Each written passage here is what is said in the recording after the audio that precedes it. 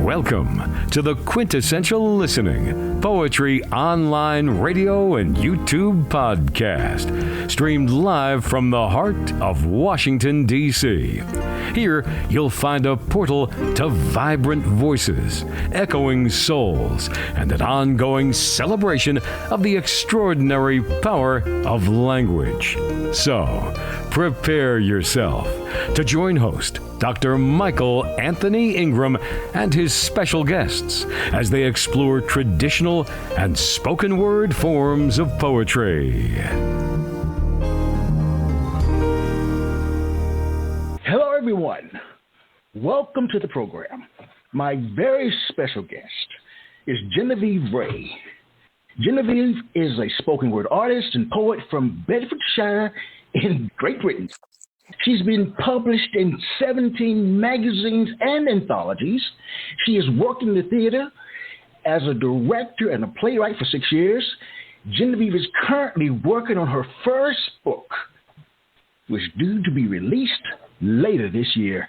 I am overly excited to introduce Genevieve Ray. Hello, Genevieve. Hello, Michael. Hi, and hi, everyone. Hello. I am so glad that you're with me. I'm so glad we've been able to make this connection and truly bring about an international, I'm just happy. I'm happy. I feel that, and the same. I've had such a joyful adventure, actually, into us starting to communicate, and the fact that we vibe anyway is just, so it feels like I'm already chatting to a friend and getting the chance to talk about all the things that we really, really love. So thank you so much for having me. Well, let's begin this poetic journey. Genevieve, what is poetry? For me, and I have thought about this very much, it is the way that humans chronicle our emotions and expressions. I think that the explosion in the industry of online poetry and the amount of writers that I've seen become first-time published is no mistake during particularly the pandemic. I think it is the way that we record our feelings and have done for history. The fact that across history, poetry and history have fed into each other. You read some of the classic Greek historians, you read some of the classic Arabic historians, and their work is full of poetry, and yet they're recording human activity, human emotion, human love.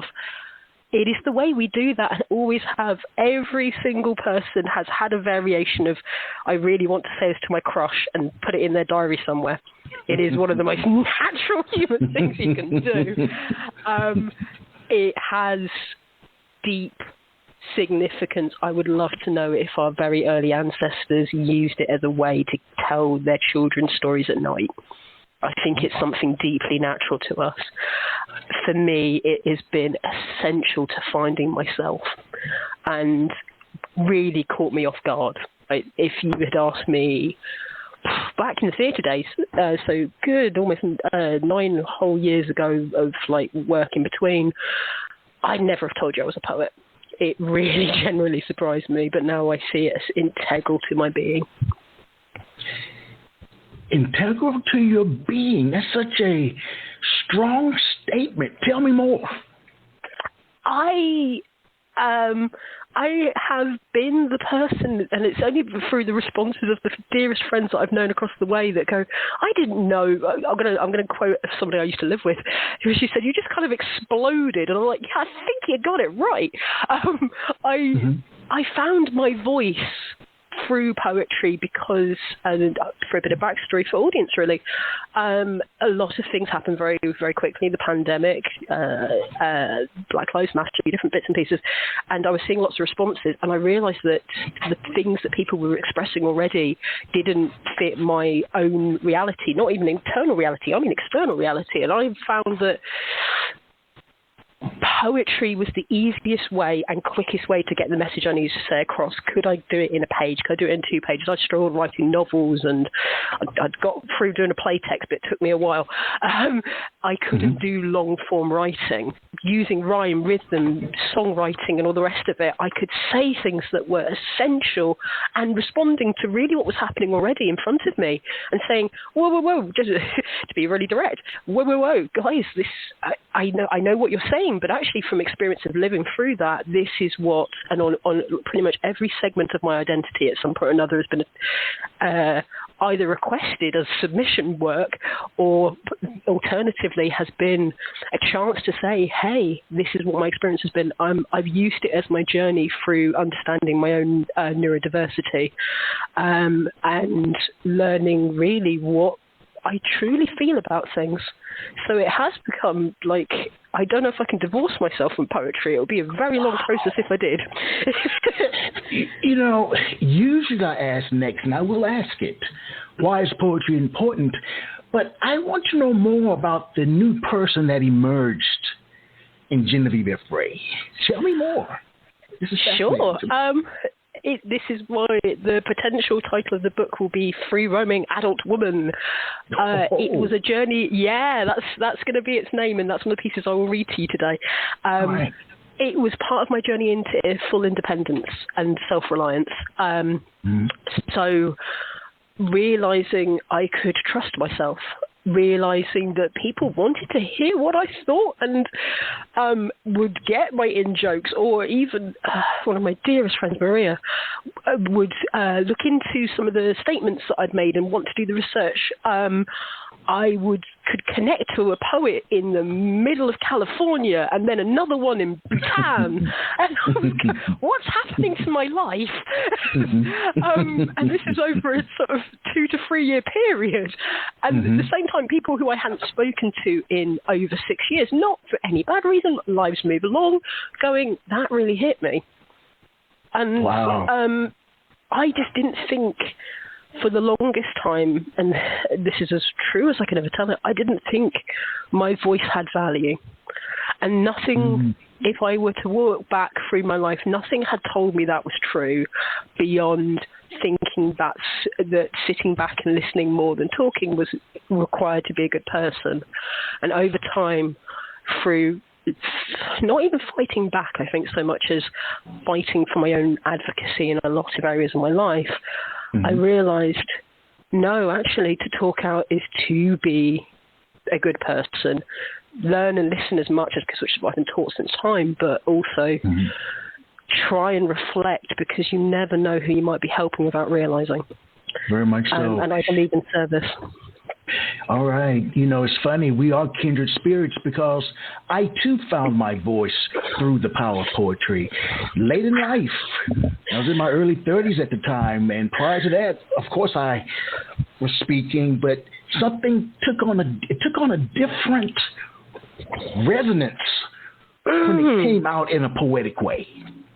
I don't know. It was just different. It was empowering. It was a different level of truth that I was willing to share at that point. I didn't care what anyone thought when I'm reading or writing a poem. So I do understand. That is exactly it. Michael, you put it exactly as I would put it. That's exactly it. Something just clicked in a way that I don't think anything else quite had served before. Yes. But, so, yeah, I 100% feel you in that. I really do. So in a general sense, Genevieve, why do you think poetry is important? I think it allows for people at any element of life, any social standing, cultural background, to have a voice. If my own experience was the only data I had to run off, it empowers. It is an essential empowerment, and because as well you can make it as cryptic, as literary, as esoteric as you like. You can directly just straight out speak to power, or you can just sit there and write an ode directly to somebody you don't agree with from 10,000 years before you. It doesn't really matter. It, as an art form, is one of the most flexible And in my own time, I've played with it as much as possible. It's like Lego bricks. I can put this word here and make a joke there, and maybe no one will get it, but who cares? Kind of thing. So many other art forms require you to be much more collaborative, which is absolutely fine, and actually a really good thing. So many other art forms have a lot of rules and almost like terms and conditions to account as it. There, I have enjoyed particularly being one of the senior administrators at Poetry UK saying, I'm sorry, I didn't get a contract anywhere that said that's what poetry was. Yes, there are smart guidelines, but they also change to do with region and era, and it's so essential that it forever is a fluid form, because writers speak to each other. And it's one of my favourite things about the community is how much they do talk to each other and have conversations within poems. And you'll go, I've been in that room. I know what that's about. Yes. It's like a little mystery. And go for it, please. No, I just want to expand on that and ask you this question before we continue. Why are you also known as Genevieve Firepoint? That was interesting to me. I'm so glad you asked this, because I wondered if you might. It's actually an in-joke. It's not really true. So I will give you the quick metaphor. It's been true since I was a teenager, and then how it came back, which I think life is very circular sometimes, and things that really have meaning do tend to return at the least expected moment. When I was a kid, and I used to daydream, and it's one of the ways, because I wasn't ever very good at going to sleep, so I used to daydream and tell myself stories in hopes that I would actually fall asleep. Got better over time. This emergent image always came up of this phoenix concept, which was that I would blow out all my energy, and anyone who knows me, including yourself at this point, knows that I give and I love and I share, and it's very expansive. You know, to have Jen's love in your area is probably quite a lot. There's an intensity to it. So it's big fire energy, but I wanted to do that, and I had this daydream when I used to be really quite young, that I would flow into space and just give as much as I could give, and then it would bang, and as the Phoenix cycle, I'd restart again. Friends would mention it back when I was a teen, but I then started using that for being the age that I am. All the MSN tags and everything was always phoenixes. My little picture was phoenixes was the rhythm. And then I left it for a while.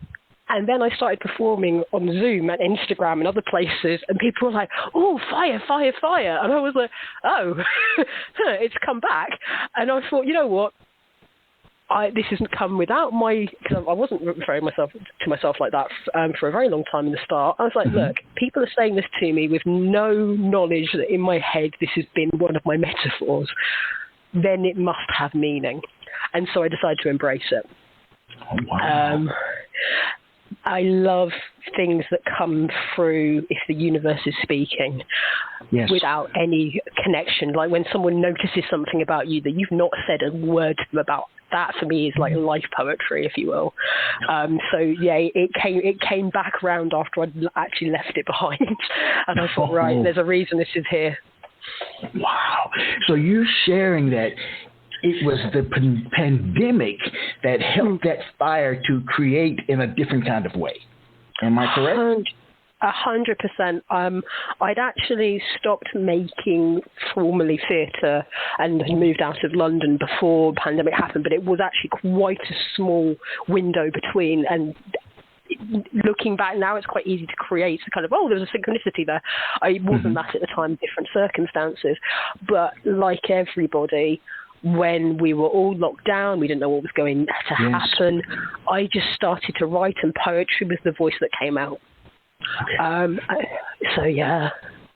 Well, speaking of the voice that came out, please share a poem. I am going to give you Free Roaming Adult Woman. So, a little bit about this. It's, once again, jokes. There's a lot of jokes in my poetry. as a general sort of point, there'd been a lot of people who were generally surprised by my circumstances in life, how my current marital status is, and wanted to sort of dig into a lot of things about me, and then tell me who I was, and I did not like that. Right. So I thought I'd write a refrain that they should enjoy to tell them who I am. For I am a free roaming adult woman. And here we go. Blood test booking, aubergine cooking, meeting leading, potato peeling, off the leash, hands to the ceiling. I am a free roaming adult woman. Mortgage managing, calendar haggling, boss creating, boss commanding, love Ophelia, curly girl de rigor. I am a free roaming adult woman. Flouncy pink gingham, one-bedroom kingdom, over-talk the walk, walk-talk the kingdom, up to the moonlight, bored of the hay babies. I am a free-roaming adult woman. Grateful for the side looks, growing to understand the sadness, paying back in lessons, becoming hard in the madness, future completely open door, Jane Doe to the chances. I am a free-roaming adult woman. Try rap because it's tough, writing new diamonds in the rough, falling in love with the gaps between the laser-guided stanzas, lifting my femme, my funk, masculinity as it hammers. I am a free-roaming adult woman. I'm free-forming. Struggle to get up in the morning. Chat your ear off if you let me. In jokes about me and you lines. If you get me. Free-flowing, free-spirited, 5G roaming, grown-up woman. And that's all she wrote. Done. Oh, you've got to share that again. You know how I am. I was just settling in. Please. Share it one more time. All right. I love that. You know what? It's one of those things a bit like when you find gears in your car. It might go faster. It might go slower. We'll see. That's all right. It changes every time. Okay, we'll go. I wasn't ready for that. Go ahead. Share it again. Okay. I'm going. So free roaming adult woman. Blood test booking, aubergine cooking, meeting leading, potato peeling, off the leash, hands to the ceiling. I am a free-roaming adult woman. Mortgage managing, calendar haggling, boss creating, boss commanding, love Ophelia, curly girl de rigor. I am a free-roaming adult woman. Flouncy pink gingham, one-bedroom kingdom, over-talk the walk, walk-talk the trading, up for the moonlight, bored of the hay babies. I am a free-roaming adult woman. Grateful for the side looks, growing to understand the sadness, paying back in the lessons, becoming hard in the madness, future completely open door, Jane Doe to the chances. I'm a free-roaming adult woman, trying rap because it's tough, writing new diamonds in the rough, falling in love with the gaps between the laser-guided stanzas, liking my femme, my funk, masculinity as it hammers. I am a free-roaming adult woman. I'm free-forming. Struggle to get up in the morning. Chat your ear off if you let me. In jokes about Maya Angelou lines, if you get me. Free-flowing, free-spirited, 5G roaming, grown-up woman. Done. Oh, 5G roaming. Yeah. That's why I need to hear it again. That is absolutely incredible. Thank you. I love doing it. It's one of the favorite things I've ever written because it is the truth. I've had a lot of people talk at me about what my identity as a woman is from a place of lack, yet I feel so full. And enjoying every moment I get to grow a little more. So yeah, it's a celebration of that, really. Now, do you come from a literary background? Yeah, I think that's an interesting question itself. Yeah, in a way. I used to try and work out if I could bounce on my parents' bed to try and grab at the books my dad had over the top of their bed. And books from Mum. We are a booky household, or have been a booky household, and we've got some older pieces from older family. Obviously, I leant on the arts because I didn't have to worry about rules too much and got into theatre very early. and I studied it as my bachelor's degree. But yeah, and it was going to Goldsmiths, which is a famed university in London. Where the floors are checkerboard, which tells you everything you need to know about the space. It's very free. It's a bit like Fame, but a little bit more edgy. All right. It's a cool place. It's a cool place. But yeah, so I guess by choice, but. Yeah, I have had loads of very bad literary jokes, almost like dad jokes for literature. I'm always I'm expecting people to hear me and groan. Well, please tell me then about an early experience where you learned that poetic language had power. I loved this as a question because I thought about it. It's like there's multiple interpretations of how you can do that. I, like yourself, I came to the form late. So anything that would be early would be like, it was 4 years ago. But I tell you, but I know what? I want to share something about. This was kind of partly on my dad's suggestion, actually. I want to share something about when I realised that the poetic language was. I fell in love, literary crush, with William Blake very early. The Tyger is almost biblical for me, I think. I can come back to that poem again and again and again. And I want to tell you a little story which I think you'll like. Yes. So, you know, good old book exchanges that you get across the little sort of mini libraries you can get outside of places and stuff. One time I was on the London Tube, which can be a very mixed space as it is, and somebody had left a copy of a translated meditation work for that was really, really beautiful. And I thought, they've left that behind. They might have forgotten it, but the way they set it, it felt like they would literally leave it behind for the next person. And I felt, well, I can't just keep it. I need to give something away. So I had a copy of the Tate, which is a gallery in London, an illustrated version of William Blake's collected poems, Songs of Innocence Experience, which I loved like I would love a child. And I was like, if I'm going to give something away, I'm giving this. And I was like, I hope if I leave that behind, that rhythm will keep going, that someone will leave a book and someone will leave a book and someone will leave a book and someone will leave a book. So I hope whoever actually picked it up, and I'm sure someone must have really enjoyed it, but the Tyger had so much in just singular lines. He's talking about the Industrial Revolution. He's talking about the fearfulness of an animal. He's talking about fire. He's talking about what's happening with London and the changes and the way that poverty affects people, all with the metaphor of a creature he may never have seen. And I know what a tiger looks like. But his tiger is like a machine. And now I sound like I'm writing a poem. I'm not. It just blew me out of the water. And I thought, and I hadn't, at the time in which I was really getting into him, which must have been about 15, 16, I had no idea how much that would stay with me. And I think the Tyger probably reappears in my work every 4 pieces. I'll make a joke or a reference to it. I can't help it. It just, there's something, I'm so tempted to see if I could find a line just for a second. There's something so unapologetic about its writing, and it has stayed with me. Yeah, here we go.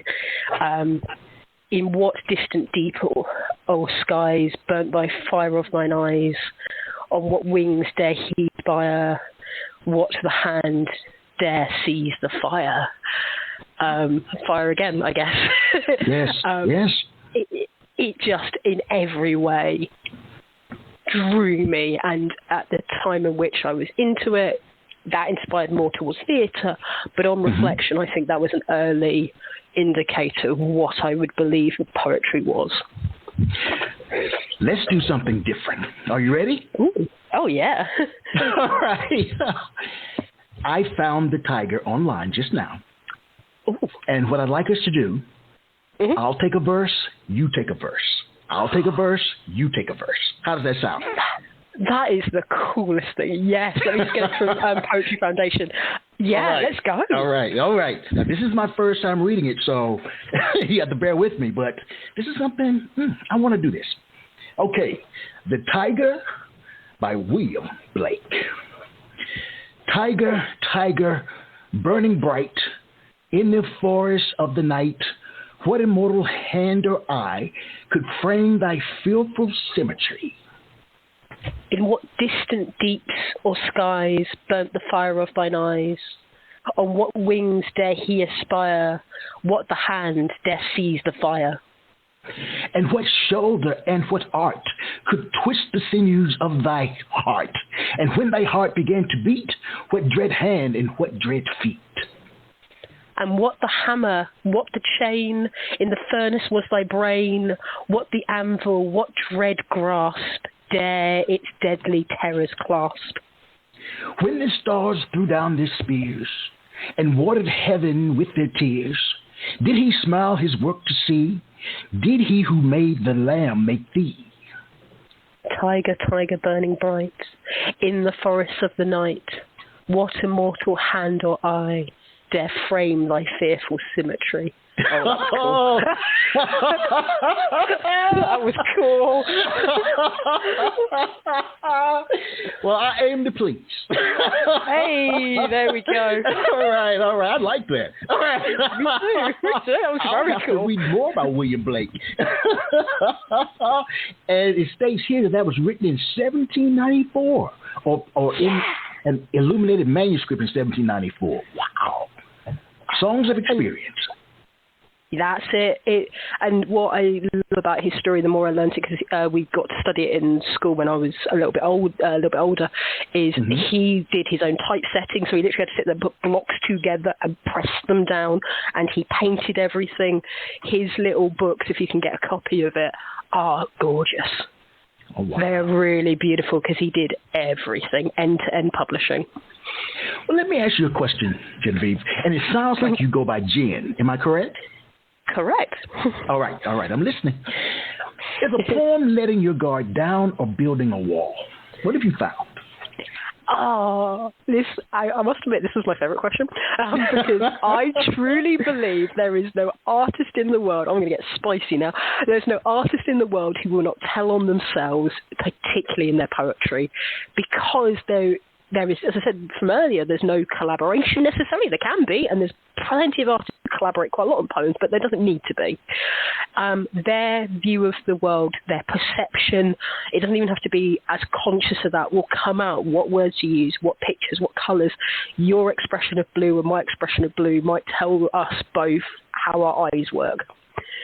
So even if you didn't want to put a single bit of your identity by purely writing a single line, you tell on yourself and everything else comes.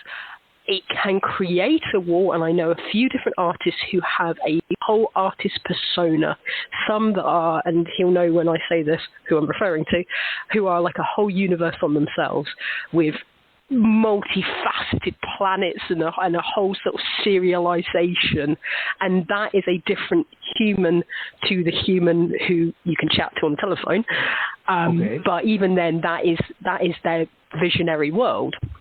So in creating a wall, what does that persona need to do? I've questioned how much Jen, the fire poet, is me, and how much is the theatrical trained literary reading person that's always been there. And slowly but surely the two have met between, and not much of what I write these days has a wall. It's mostly kind of it's been one of those kind of days, right? Let's write. Yes. But different people have different things, but I think it is impossible for your true self not to appear a little bit, just because you will tell us what your experiential world looks like by the language you use. All right. Please share a poem. Absolutely. I see now, after saying that, I'm tempted to do Big Me, but I think what I'll hit, especially since we shared together with the Tyger, let me share the poem that is a story about how I started truly putting words together. This is way before I knew I was a poet, and it's called 4 Eulogies. A line asked all the time, what was your first poem? A truth reflected, a truth accepted. It was a eulogy. 4 eulogies, 4 songs about the lost. My writing career has been encouraged by offering catharsis where words are all we've got. 4 eulogies, 4 songs for the lost. 2 were for my family. 2 were for my identity, the sense of family and ethnicity, ancestors, and who we are. 4 eulogies, 4 songs for the lost. 2 requested by my kin, 2 drawn out from the world, needing and keening and trying to understand. 4 eulogies, 4 songs for the lost. Hours spent in research, trying to ensure the notes were in key and the truths were met with love. 4 eulogies, 4 songs for the lost. 2 written before a title, 2 written after a naming, before I knew I was a poet, just a sad person with very pretty words. 4 eulogies, 4 songs for the lost. Large feelings and big sensations are still what draws the pen, not a need to be heard or creative, wails to the walls of existence. 4 eulogies, 4 songs for the lost. Finding the right story in some form of remembrance. Move towards literary deep dives and teaching art to others. 4 eulogies, 4 songs for the lost. One day it shall be mine. Half etched into stone and half spoken in rhyme, I welcome the words of those I love so dearly, and whoever feels the deep sorrow of loss. And done. Wow. Jen, does it hurt you to write poetry? If not, why not? Oh, wow. No, that is a... Yes, it has. I rarely write to heartbreak, or if I were to create a war, I rarely write to heartbreak. I rarely write to eros-based love. I believe in the 5 Greek loves. I'm much for Ophelia and storge. I'm community and brotherhood and sisterhood and everything else. But when I do, I will emotionally bleed on a page, I think, because at those moments I'm so conscientious, I try and hide it, and then I do create a wall. But yeah, I have actively, and the 4 eulogies is true, that includes when I was starting to truly write and share it out to the world, and people were reacting, going, oh, I had no idea you felt this way, and I did pinprick my own heart to give myself ink. As I've grown my experience, it happens less, but every now and again I do get shocked. Go for it. No, so if you think about the purpose of the Eulogies poem, tell me more about that, and as it relates to hurt. The poem is completely true. One of the first times I ever wrote a poem was because I had a request from a family member to write a little something, and poetry made the most sense way before I thought I was any good at it, or even knew that that's what I wanted to do. I spent, goodness gracious, I must have spent 5 hours collating as much information as I could about this person who I had my own expressions of, but I realised that really I wasn't talking to my own feelings, I was talking to the people congregated together. So I actively got into drama student research mode and went so deep. I interviewed, and then I allowed my own feelings to seep in as well. However, the 2 written for an identity linked to the loss of people, big tragedies that happened within the pandemic period. Yes. I just allowed myself to feel and ask if this was me that day. If this was somebody I loved that day, how would I commemorate? And grief was one of them, and it literally is just called grief. And it just was if I could take this away from you, if I had the power in my pen to do so, how would I say it? How would I understand? How would I tell you, the person who is missing somebody, that I am willing to sit down and listen and let you tell me the stories of them as a now ancestor? And yeah, I think it did. It made it was a deeply emotional thing because I tried to dig into my humanity and my empathy. So in terms of your work, emotions play a major role, all right? Yes. Yeah, I would say that's true. Do you think that someone can be called a poet if they don't feel strong emotions? Ooh. That's interesting because also it would be at the intensity that they would say they feel themselves. I think absolutely. I would wonder, and I think I put it as a question, and I'd be that philosophically interested. I would wonder how deeply they could connect to their own work if they allow some emotion to come in. The work that I've felt the most connected to across the community has often been somebody really expressing something that they didn't agree with, weren't sure about, trying to understand. There's another artist who does philosophical deep dives whenever she writes, and just allows for that. I would say it's not impossible at all. I would question what would happen if one chose to, and it may be that it doesn't need to do that for that person. It could purely be reflection. It could be their way of talking through philosophy. It could be their way of actioning themselves to do some good in the world before they, write about it, and then they do. But my experience and the amount of people I've had the pleasure of talking to about how their creative process works, it's been a rarity to hear it. If that sounds very diplomatic, but it is true. Like I'm allowing for the fact it might happen. I've been yet to really see it that way. I think that's the best way to put it. Now, this is potentially a question I should have asked earlier. When you think about your body of work, what are some of the predominant themes? It sounds like dealing with emotions is one of them. What are some of the other predominant themes? Oh, absolutely. I think I write odes to the sort of 5 types of love poetry and love ideas that came from the ancient Greeks, because that was something that was very kind of seeded into my early English education.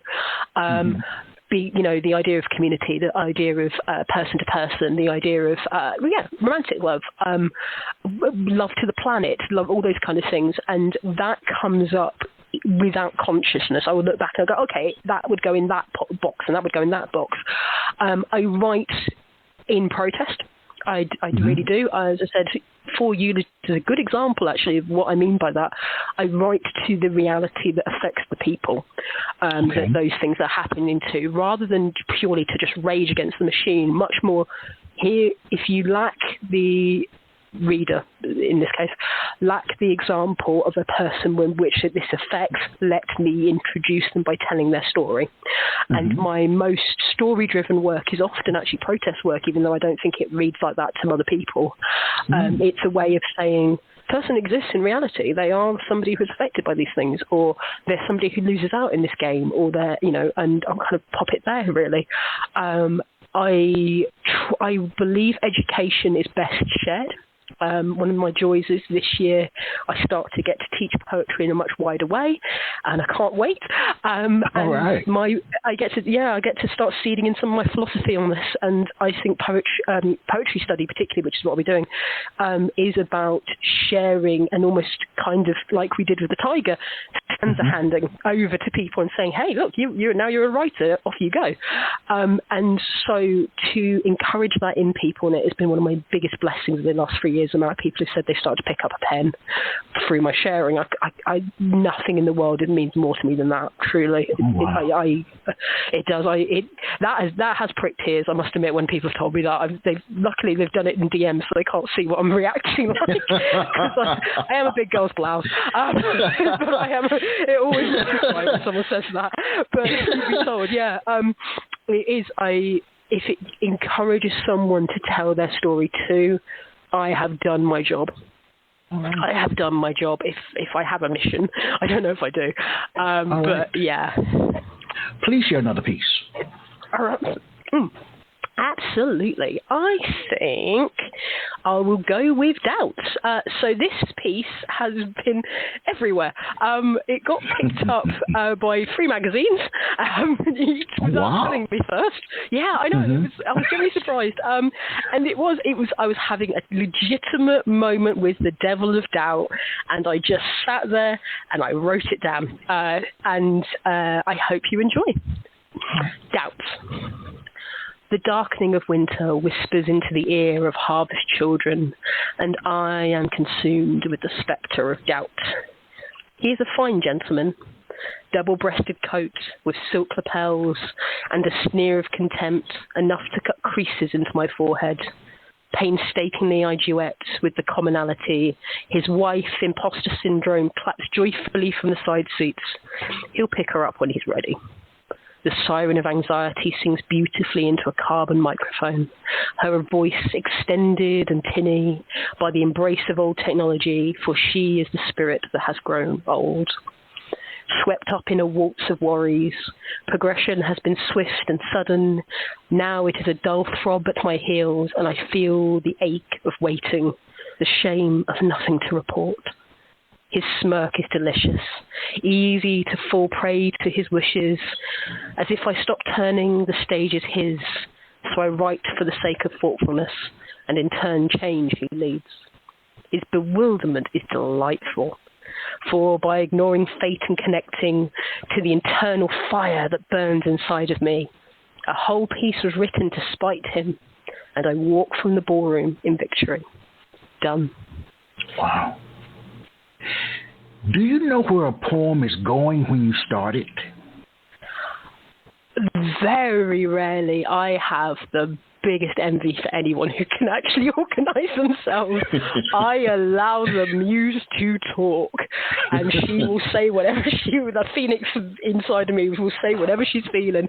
I made a joke recently, which I'm very pleased to have put on Facebook, where I said, to ensure authenticity, I leave at least 8 typos in every poem, so you know it's me, and also because I can't write on my phone.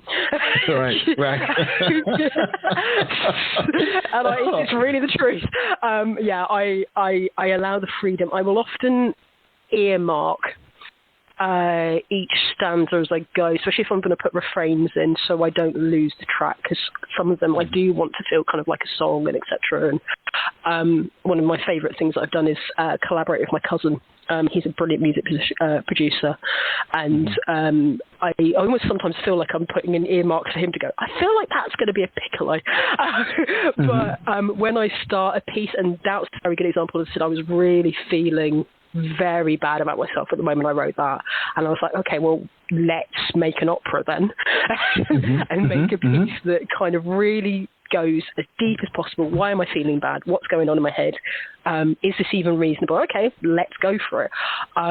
Those kind of pieces just happen. They just happen. All right. So how do you know when the poem is done? If the muse is allowed to free roam, how do you know when the poem is done? I appreciate the hashtag. All right. Very nice. Very, very nice. The ultimate question. What do they say? No art is ever finished. It is only ever abandoned. I think I do. I call it the free I do have a methodology for this, actually. I call it the free point pass, or the free pass edit. The first time round, I am writing semi-subconsciously, and then suddenly it will just kind of come to its natural end point, and I will look at it and go, wow, I don't know how to spell pathetic, apparently. Let's start that again. I always love it when anyone says, hey, I think you've got a typo there. Like, thank you, I missed that one. So I will tend to dig into it the second time round, and also at that point, understanding it outside of myself. I'm looking at it from the perspective of a reader. What am I telling them? Do I agree with myself? And on the third time round, it's like, okay, and now I might have to read this out loud, or now I might need to put this in something like a magazine or whatever. Will it pass edit? I'm quite stringent with myself. And through that, I re-understand the piece. I understand where the emotions are. I almost rehearse in the second pass what it will actually sound like, because I want most of my work to be something people can read out loud. And actually, people have told me for their own particular types of health needs and bits and pieces, reading out poetry is easier for them or hearing it orally. So I'm conscious of that because I want my work to be accessible. So the true answer is, if I am at a point where I'm willing to put myself through the 3-point pass, and I am my imposter syndrome wife character, she's harsh. She's very, very harsh. I would say at that point it's ready to do what it's going to do next. And that's when it can be handed over, if not abandoned. All right. Please share another piece. No problem. And it's literally right after it in the document. I will do The Muse Will Not Lift, which is my excuse for being lazy on a Sunday. But I do like the piece. Oh, yeah. As I said, bad jokes all the way through. So, The Muse Will Not Lift. Sunday will begin whence this poem ends. Lavender hypnosis has drawn in by torrential rain. It's the song to the pavement. Both woke her and it cradled her in equal rhythmic comfort, counting hour changes. The over-enthusiastic rectangle that has become our alarm, our calendar, our letters, our measures, our demon, maybe our Bible. It hummed every hour on the dot, with partners from various continents resuming project making. Her ASD addled mind craved order. The muse shall not waken. Her curls are filled with delicious daydreams, a heartbeat that pulses for one, while she recounts her shopping list. The muse will not rouse yet. She is a day ahead mentally, opening the file boxes of her emails, aware of a busy week ahead. The muse turns slowly. The crumpled curls have become diagonal. Mental health work has taught her nothing worthwhile is ever rushed. Panic is for the underprepared. Her hands still smart from a childhood of being told to slow down. Sunday is opening for her. Sunday can start now. And done. You know, all great writers have great writing influences. You talked about William Blake as potentially being an influence. Who are some of your other influences in terms of writing? And what makes them great in your eyes? Yeah. Oh, yeah, amazing. Maya Angelou, as the joke that's in Free Roaming Adult Woman, it is that poem has references to Phenomenal Woman, and very deliberately. When I read Why the Caged Bird Sings, yes, I was blown away by how she could create a universe in a line. She, the one that stays in my memory forever, and I can't directly quote it, but I can paraphrase it. She is with her new baby, and she is trying to work out how to sleep so that she doesn't lean on her little child, and her mum basically says to her, "You'll know. You'll be okay." And I'm madly in love with any of her poetry, any of her writing, where she talks about her family and the variances between them, because she treats all of them like legends. One of my favourite pieces from her is, I don't think actually directly about her mother, but a mother figure going to speak to her local council offices, I believe it is, and the way that she moves through space that says, even however people view me, I shall be in this space. I do not care what you think of me. And it hypnotised me. It hypnotised me the way she wrote, and I think I almost hugged the book. I loved it so much. I have a love-hate relationship with Edgar Allan Poe. I should write him a letter. I have got at least 2 poems that are somewhat references to him. I haven't actually included them in this section, but I think his mystery writing and his lesser-known pieces, though The Raven is a deep love of mine, and I love to hear it recited, particularly by the Simpsons, it draws me in. I'm not as in love with his poetry as I'm his short stories, and I remember reading a massive book of it. But he working through his collections, and I think he's somebody you have to read several pieces at once to truly feel him. I don't think you capture it in singular. It's like tasting various wine years from a vineyard. that was the 1992. Oh, that's the 72. Blended across. I always feel like that, and whenever I put wine references, I feel like I'm talking about Edgar Allan Poe in some way. And this may be incredibly spicy for the UK audience, but I am more of a Marlowe fan than I am Shakespeare, but I will always love Shakespeare. I think he writes character better than most people, and he truly gives every single character a voice. His sonnets, I once again have a bit mixed relationship. I love some, so I'm not so big fond of others, but Marlowe is the most dangerous storyteller in the world. Sometimes I'm like, I'm not meant to like this character. Why do I like this character? Everyone here is really, really mixed, but I do. Dr. Faustus was one of the first things I had to read for my degree, and sideswept me immediately. I wanted at one point to write a variant play of a Faustian bargain in reference to him, and never quite get it to where I need to. But it's a dream I've put in my back pocket. Maybe one day. Now, your background in theater seems to come into play a lot in terms of the way that you enunciate words, in terms of the emphasis you place on words. What is the relationship between your speaking voice and your written voice? I find that fascinating. I am a dramatic person. Okay. All right. It's probably, if you went into my DNA, I picked that up. Yeah, you might have noticed. It's just like, I wonder if I'm less of came into theatre from the point of passion so much as theatre might have been the only place that could contain me for a while. But truly, I think it's that to share each other's universes, and I'll tie it to the personal voice in a minute. To share each other's universes, we only have so many tools. You know, we're all living our own thing, our own sort of life, our own experiences.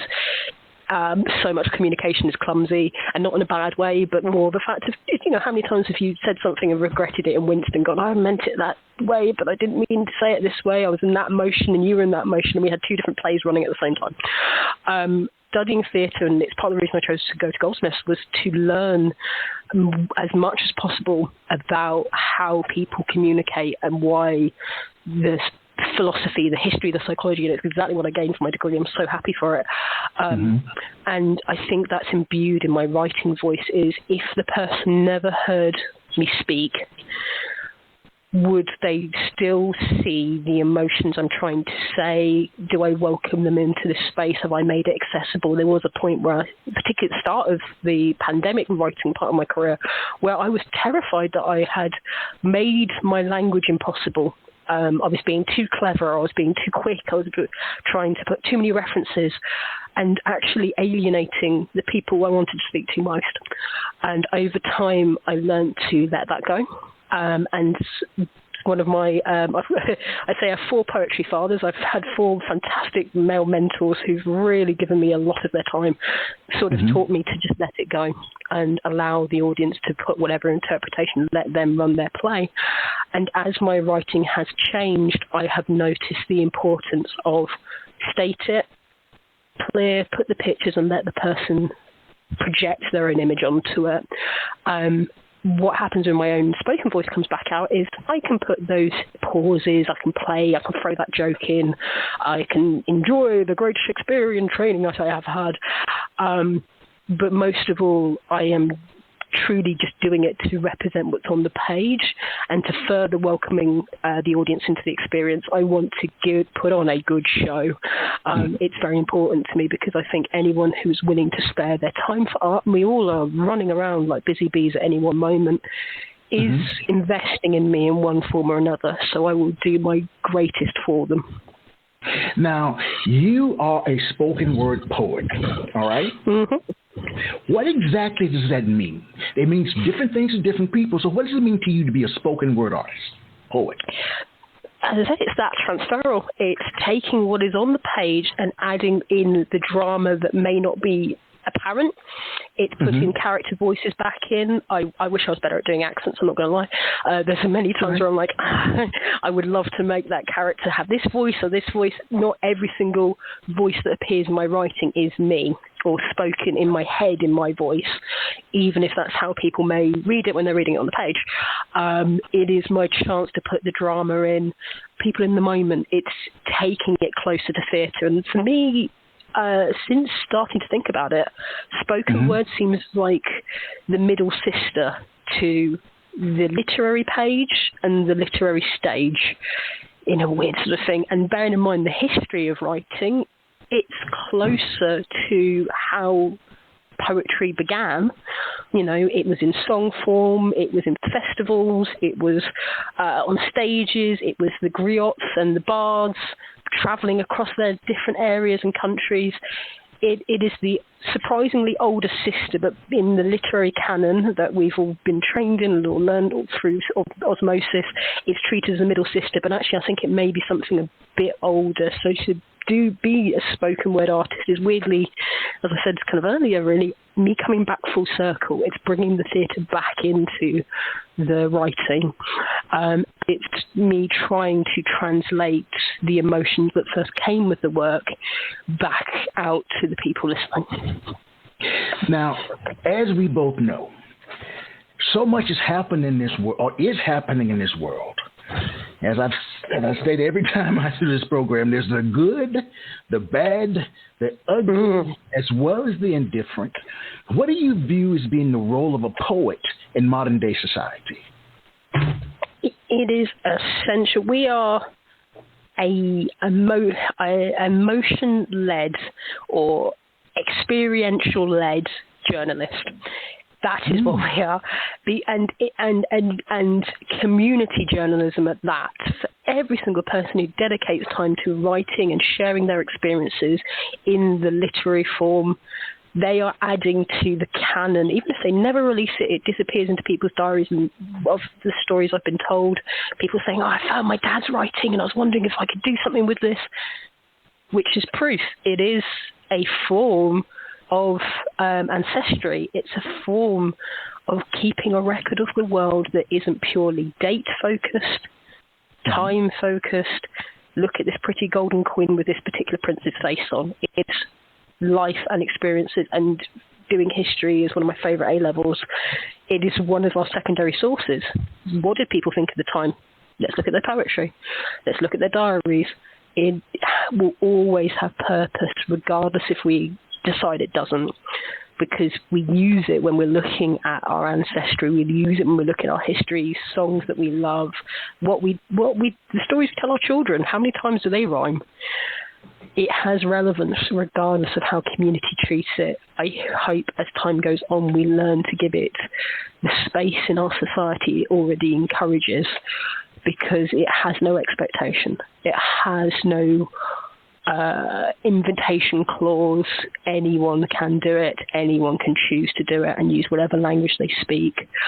I forgot to mention earlier when you said about our writers, Ramona Lofton, who is Sapphire, as in the writer of Push, which is what the movie Precious comes from. Yeah, yes. She's another person, and I love in that book how Precious learns how to write, and that is fed into the book and all her different thinking. Those are the kind of writers I absolutely adore. That's why it's essential, because I don't think we can remove it even if we wanted to. Well, let me ask this question. Okay, we know the world we live in and all those things. Are we compelled to write about what's happening in the world, or can we just write about rocks? Oh, 100%. Once again, it's the beauty of human difference. Whatever you want to write about, it's possible. It doesn't need to always be grand statements and performers about what it is to be a human. It can purely be, I love this green stamp, but why do you love it? What reminds you of it. Oh, your grandfather gave it to you, and it was one of the last memories you have of him. That tells you something about humans. Oh, yes. So we use stamps. What are stamps for? Well, we use them at this time to get one piece of data to another person, and sometimes there would be 22 weeks between, depending which country they're in, and that's what the stamp's for. Sometimes it costs this. Okay, so now I know how ideas travelled before certain ideas could travel.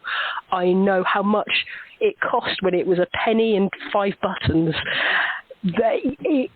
In our way of writing, and I've realised something I'm much more passionate about than I thought I was, in a way of writing and the way we choose to write, or whatever we choose to write, as I said, we inform about what we know, even when we're wrong, even when we maybe slightly misinformed, when we have a take which we may not have considered that carefully.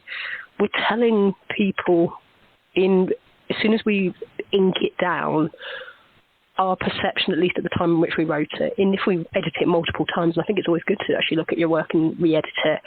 See if you, and it's what I used to say to writers when I was training them is, do you still agree with yourself?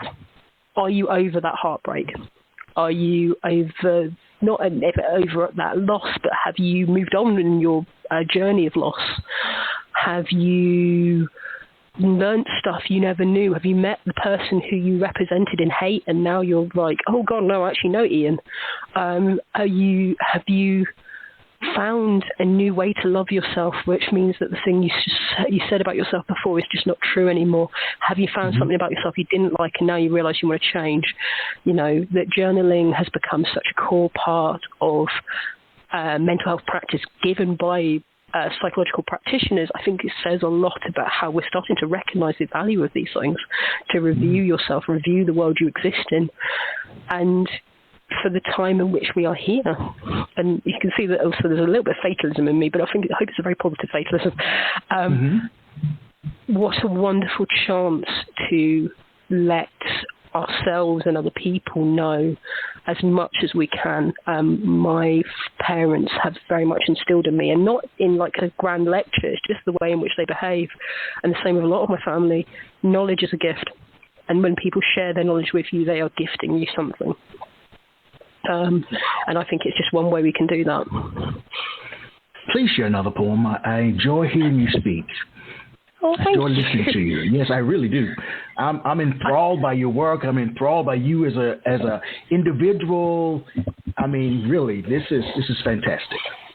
I am deeply honoured, Michael, for that, and it's such an honour to do this and be here. I'll tell you what, I'll do a bit of a choice for you. Would you prefer something that's literary and takes and shows that literary stuff is for everybody, or would you like a romantic poem?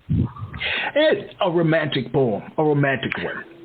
Okay, this one's I shouldn't be going this direction kind of poem, and it's full of references to tarot, because I find it a deeply fascinating practice and all the different bits to it. So it's called Devil May Care. I swam in the whirlpool in your ocean blue irises, stinking to the bottom, the gentle seabed, your widening pupil. Felt the pulse shift as you tried to forgive yourself for a mini admitted sigh.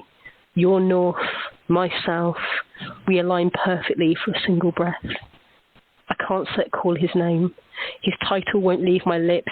He taunts us on the 15th card. He might know before we realise. Having to approach death and the crumbling tower. Who knows what will come after this? A cast arcane geometry with the meeting of two wrists. Above my head is almost a sun salutation, all because we dance together, we blend together at the seams. Watched a perfect synchronization as we step in a tango.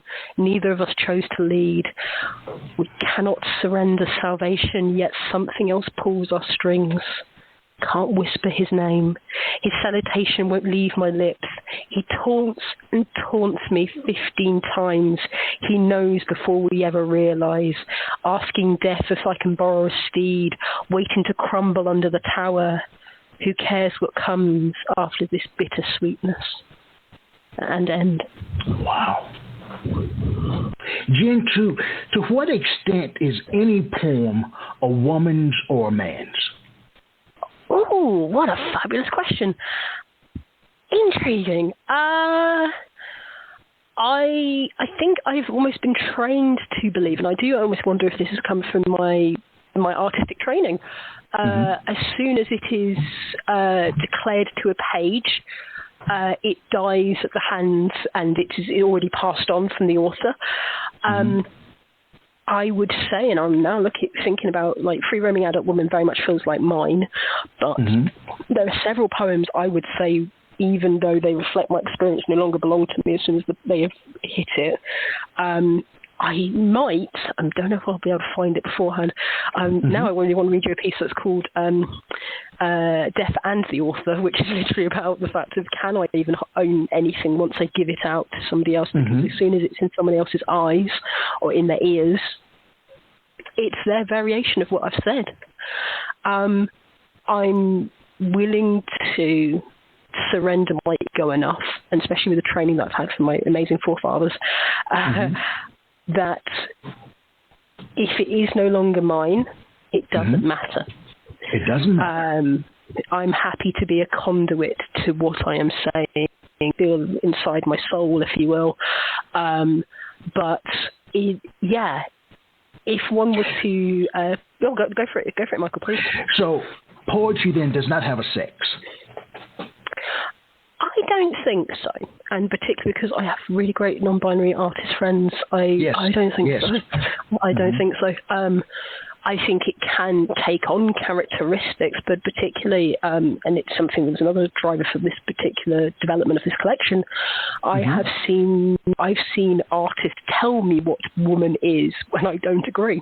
Okay, all right. You know, and once again, trying not to get too spicy. And I've been told things about myself in other people's odes that I'm like, that's not. If you have tried asking me, that's how I experience the world. So no, I don't think it can be gendered. And once again, it transforms, it transmits by every single person who takes it into their hand. My experience of William Blake's The Tyger and your experience of William Blake's The Tyger and will be different. So it will immediately be informed by that person's own experiences. So no, I at least for me, no, it has no gender. You know, when we read through the stanzas of Tyger, there was a power. I don't know, just a strong sense of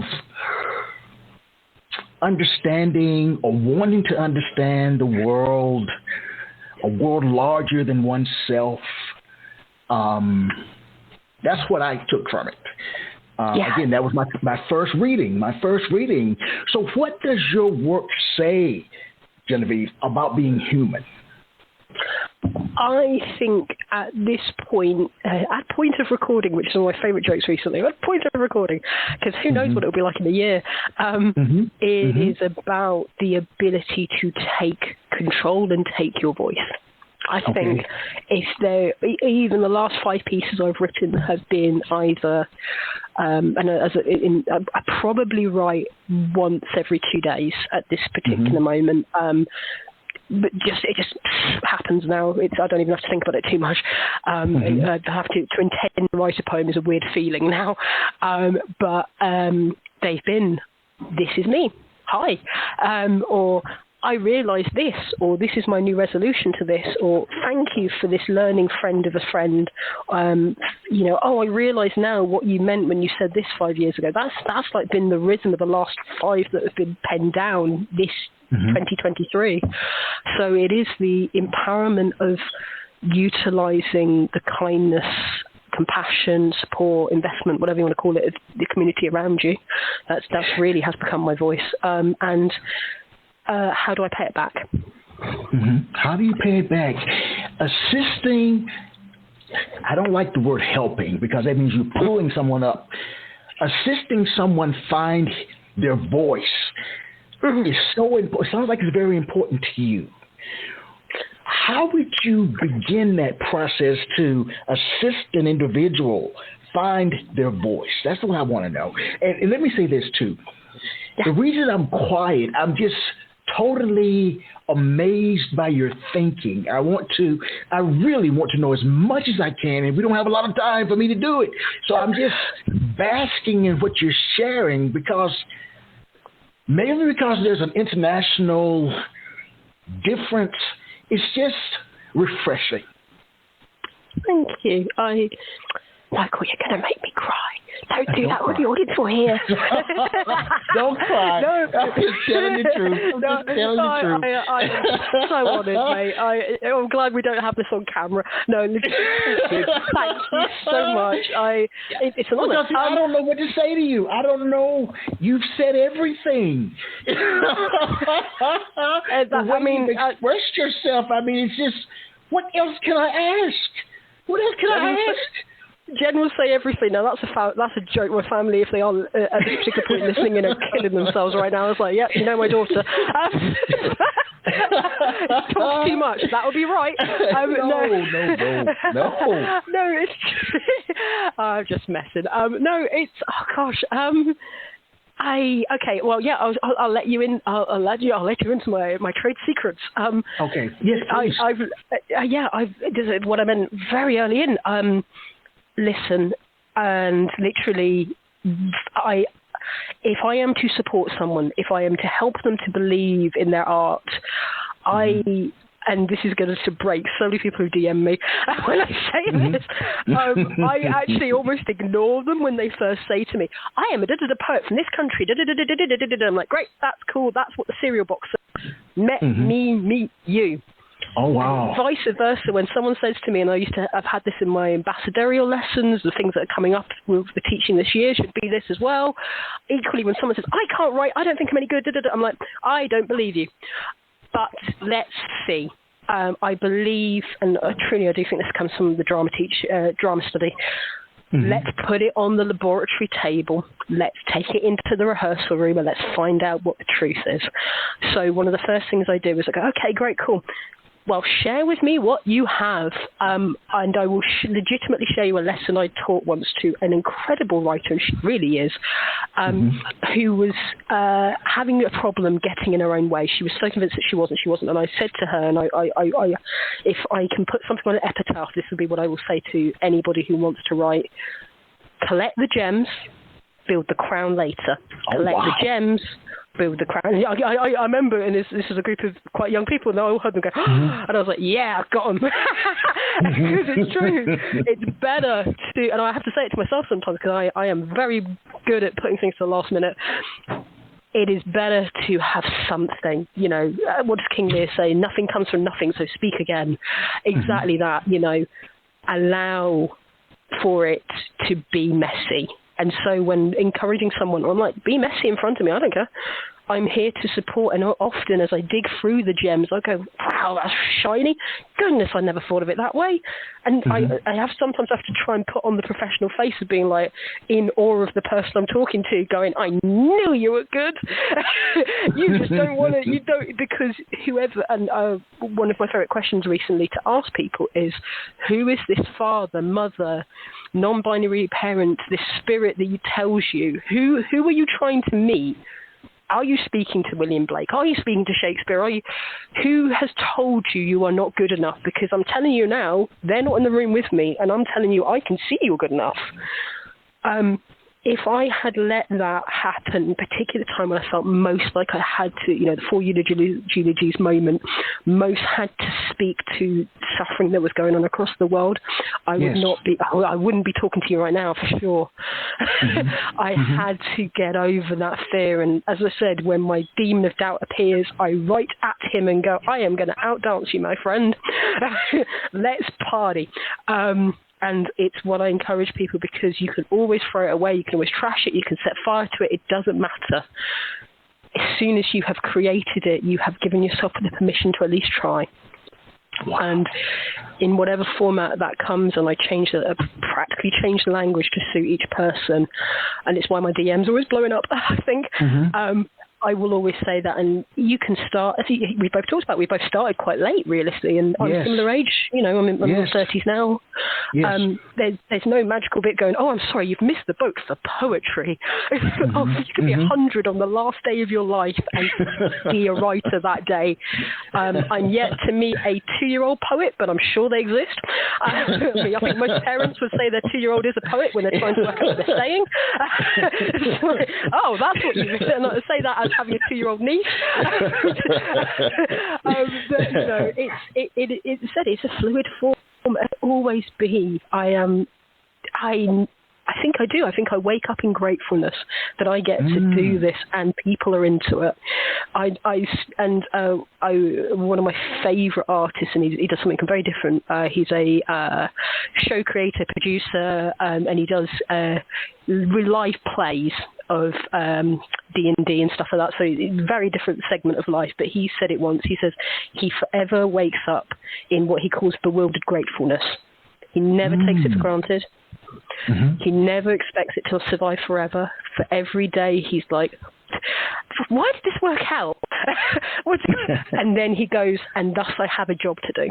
And I remember hearing him say it on a podcast, and it stayed with me immediately. I was like, that's how I want to live, in bewildered gratefulness for every second I get to do this. What a joy. Wow. Well, we've reached my favorite part of the program. This is what I view as being a mini MINI poetry concert, where you take 2 or 3 of your works, you share them back to back, no interruptions from me. Jen, you're on stage. Amazing. And I've got the big doc here with me, so I now get to have fun and go, what do I feel like doing? Yes. Okay, I'm ready to go. Yes. Do you still want me to, by the way, do a little introduction to each? Whatever you like. Whatever you like to do. Well, tiny bit of introduction. So I get asked this all the time. Well, how do you do it? How do you do it? What's like it when you're writing? How do you do it so quickly? I have a poem for that now, and it's called Trance. 6 minutes. The full 360 seconds to find the epicenter, some form of meaning. 6 minutes. I feel my mind floating the wonders as words become pictures, pictures become feelings. 6 minutes. Half-lidded eyes, headphones slightly tinny, darkening my room, keeping water with me. 6 minutes. There. Found between beat 1 and beat 50, the guitarist sighs before the harmony. Pause. Tapping fingers, motion out synchronicity, recapturing a soloist's tears. Why does that remind me of home? 6 minutes. Countdown now as the seconds drop away, the timer moving slowly, digital sands falling. 6 minutes, 5 breaths slowly, 4 shifts of the body, 3 presses of the volume, 2 blinks, suddenly. 1 piece finished completely. Awaken, edit, done. And that was Trance. And now I'm going to do the piece I said just to have a bit of a different flavour, called Ophelia. As my old joke for this poem goes, it will go as fast as my mouth can do it. This is a rap poem / spoken word piece giving Ophelia from Hamlet a much better ending of a story. Ophelia. Ophelia sits in a garden of corn. She's picking up weeds for her heart to adorn. She's given up distance. She's given up space. In the primrose of her tomorrow, she's losing the race.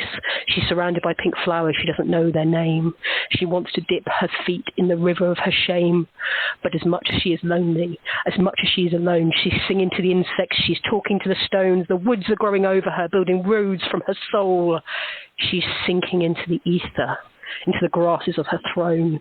She ignores the distant rumbling of society pointing blame for sitting in separation, floating in her fame, failing, wax smile continuity, and all paint blush, sidestepping out of reality, green feet under brush, stalking in the silence where the art harlots roam. Daisy chain fortress. This is her tomb. This is her home. And to the joy of Michael, I have been asked multiple times to do that slower so people can hear the words, which is exactly what I'm going to do now. So Ophelia, version 2, at a much slower speed.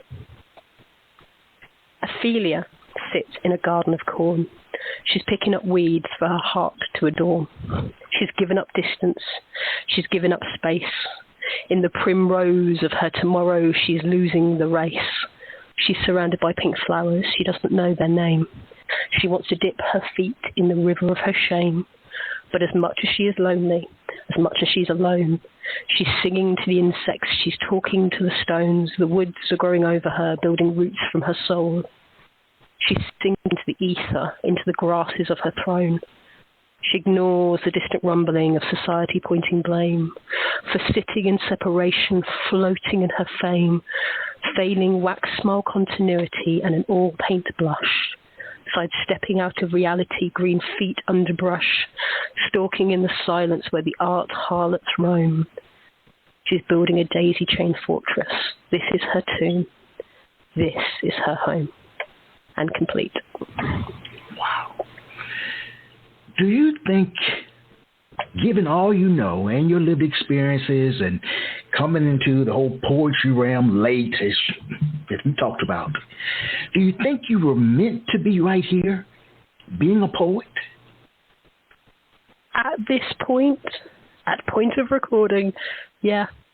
I think this is a culmination of everything. My mad love for art, my obsession with understanding myself and understanding other people, my want to encourage the art in everybody and the belief that they deserve space. And particularly as the book develops, the journey of this is my mental health journey, this is my experience of learning my neurodiversity and everything else. Come with me and know you are safe and understood. It has become the most safe form, but equally at my darkest moment, it has protected me and given me a chance to talk to people in a way that I just never could before. So if I question that, if I believe in destiny, then this was destined.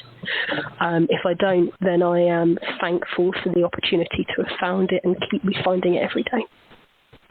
You know, you answer my questions before I ask them, so I don't know which direction to go in. It's kind of like being in a labyrinth. I don't know which way to go. And one of my guests this past week used the word labyrinth. So if he's listening, that's where I got it from. All right, because I wanted to ask you, what surprises you most about being a poet? It never runs away. I think that I will feel the deepest loss, like I broke up with somebody if it ever ran away from me or suddenly couldn't do it anymore. What did I do? Come back to me, please. I'll clean the dishes, I promise. I'll do my chores.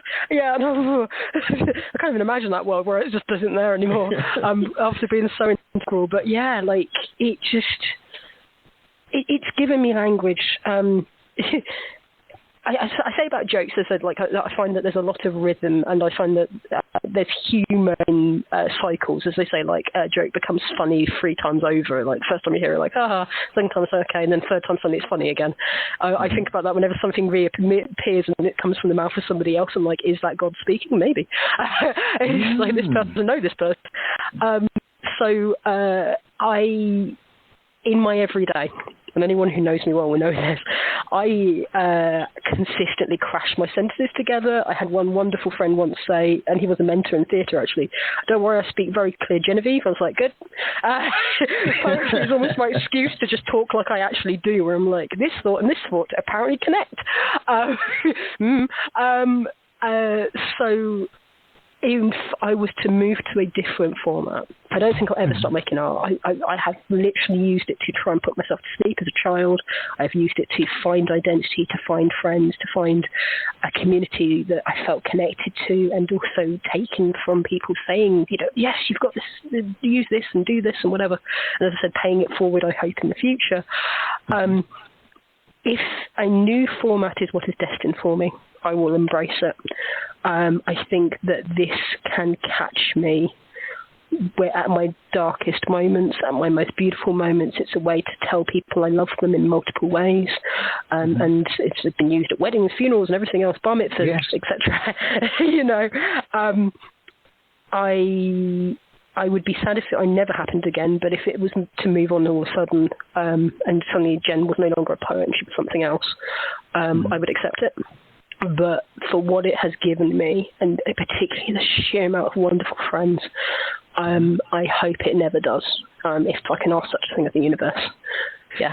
You know, I've been a bad host. I've been a bad host. You want to know why? I mean, one, I don't feel like that's true at all. So part of me's like, really? I think it's fantastic. But please. I never gave you a break. I never know we were going to take these little musical breaks. I never gave you one.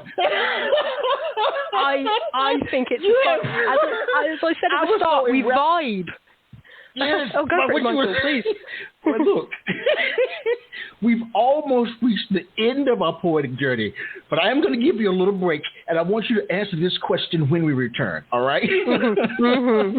What's next for you creatively? Where do you go from here? Ponder on that for 45 seconds, and we'll be right back. Fantastic.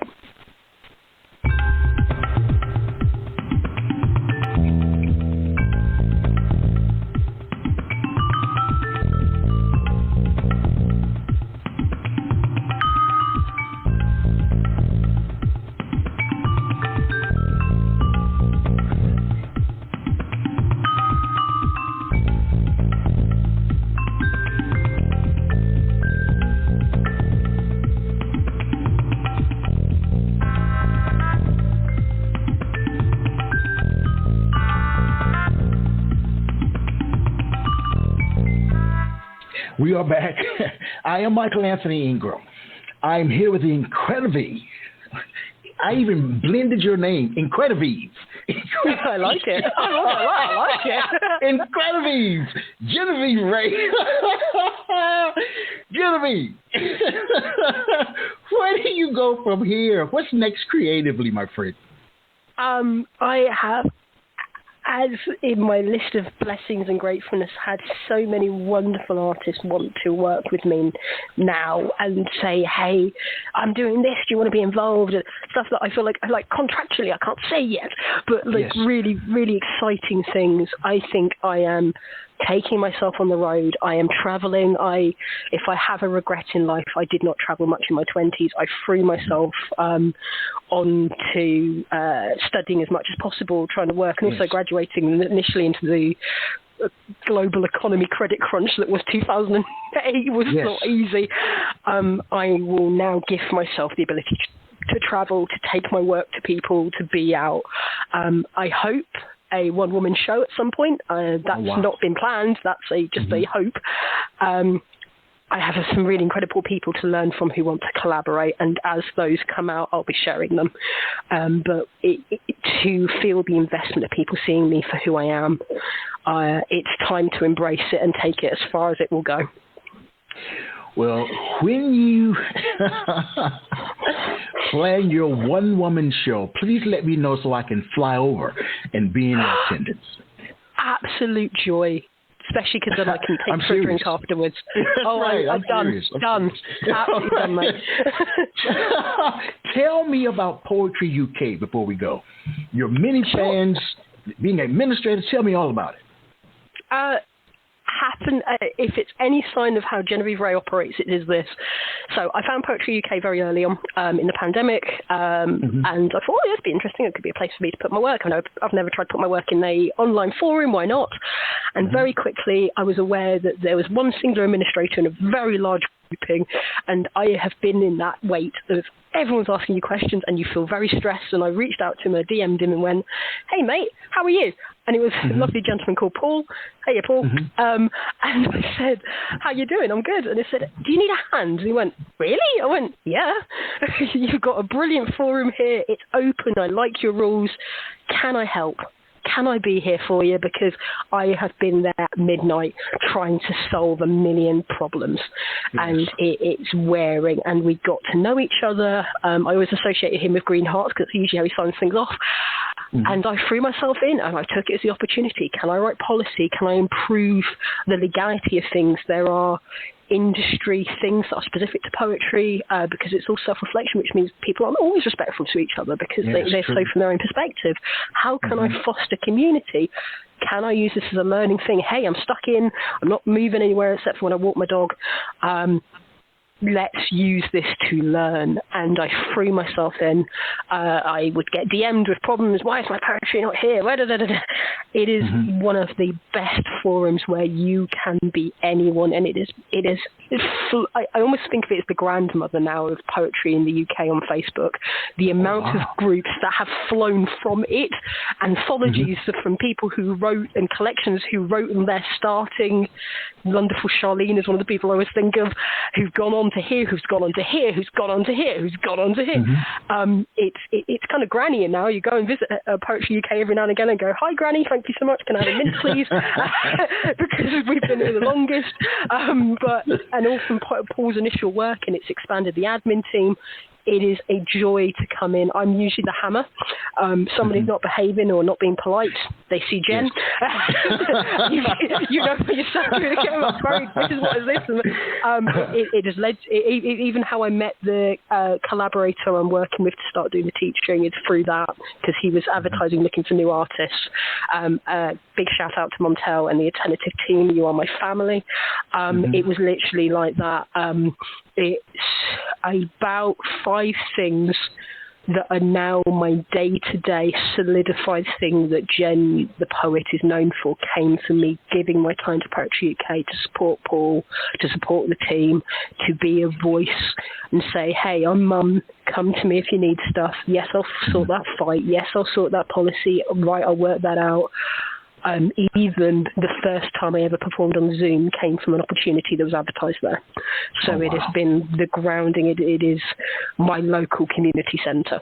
And yeah. How can people then stay in touch with you? Through the Facebook group, or are there other ways as well? A million other ways. Facebook itself said to me, hey, you advertise so much of your writing on your thing. Do you want to change your private page to a public one? So I have a formal public page, which is literally Genevieve Ray. Come on down. It is slowly transforming into, even to the point that I wrote a new policy statement on my own public page to make sure that people were respectful to each other, because at point of recording I have 2.5k followers, which would blow my mind. People, I can't explain that one either. I don't know, it's happening. So that's one of the bases. Genevieve Firepoint on Instagram. That is where I do Instagram lives with the incredible Queen Emma, as she is well known. Daniel Schultz, so many wonderful people. And I do a lot of performing through there.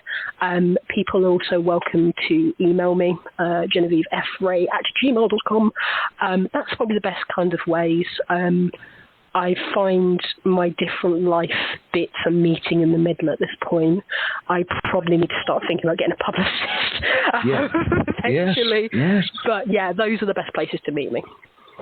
You know, I want you to return, all right? I want you to return twice. One time is when you finish your book, all right? I want you to come back, share from your book. But I also want you to return with some of your friends. Bring your poet friends with you. Joyfully. I'm serious. And let's do that one later in this year, whenever you want to do it. But I want you to come back and bring some people with you. Happily. I already the invite list. You're going to regret this one, Michael. It's going to be sizable. Yeah, I've got and some of them you've met already. But yeah, we'll work. I mean, you just invited me to a party. I'm bringing a gang. Yeah, no, I will. Not plus 25. No, 100%. I'd happily do so. I happily would do so. Thank you so much. Well, I don't know what to say other than thank you so much for being you, being authentic you, being authentic you. I have been so, I think I said it right at the top, but I mean it. I have been so excited about this. The chance to talk to someone I'm already getting on so well just on a pure factor. I hope we keep on DMing, let me know about everything going on with the fam. Yes, same way. The invite for you to come over, please, let's go and have a beer. But it's been a joy to just go back through and have a great laugh with you. This has been not just one of the best interviews I've ever had, but just one of my best life experiences to this point, mate. And I didn't even give you 100%. Because I didn't know what to say. Welcome to the road show.